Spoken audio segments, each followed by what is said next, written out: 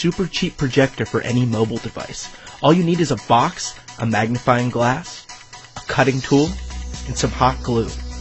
We'll start by removing the magnifying glass from its casing. If you don't have this small of one, that's fine. Just make sure you get the magnifier on its own by any means necessary. Some clippers and pliers might be necessary, so get those ready. When that's done, we're ready to take our magnifying glass and line it up into position on the box. I'm just going to make some markings so that when I do the circle cut a little bit later, we won't have much of a problem cutting it out. I'll draw some X's at the apex of each point of the circular cut. Now I happened to find a bottle cap that was just about the same size as the magnifying glass, so I'm going to use that as a mold. Place it down and draw my circle around it.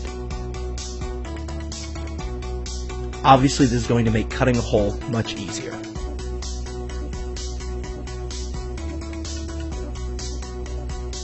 Okay, and with that out of the way, it's time to start cutting. Now be really careful if you're using an X-Acto knife like me. These things will slice your skin right open.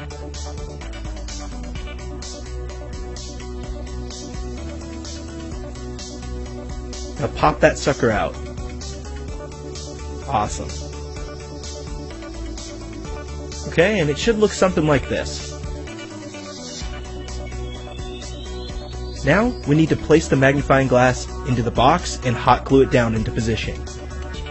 When you're doing this, keep in mind, this is going to be the point where all the light comes out of, so you want to make sure that it's lined up correctly and that there aren't any seams sticking out.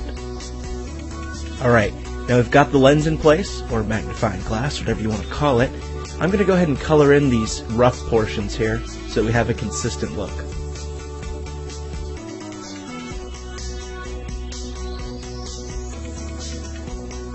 Okay, all done. Let's move on. Now take out your mobile device. I'll be using my iPhone for this purpose, and we're going to line it up. Now how are we going to position this and make it stay in place for good? Well, the cool solution is Play-Doh.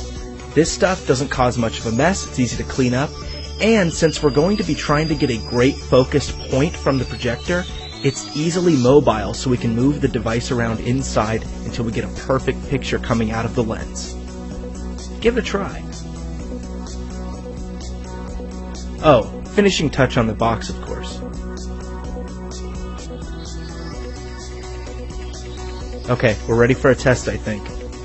But just before we do that, the iPhone has an accelerometer which will make the screen flip upside down, and around, and left, and right. We need to lock it into place because the lens is going to shoot the projected image out upside down. So we need to flip the phone upside down first. Keep this in mind with any device you use. It needs to be upside down. Alright, here we go.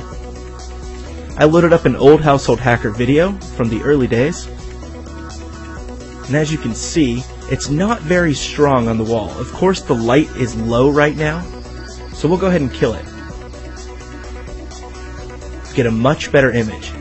It's nothing to write home about, but it's still pretty cool for a $3 projector that you can stick your iPhone in and shoot it onto the wall. I was quite pleased with the result. Now moving the box back and forth is going to allow you to focus it a little bit finer than just moving the phone around inside, so play around with it. Your mileage may vary, of course.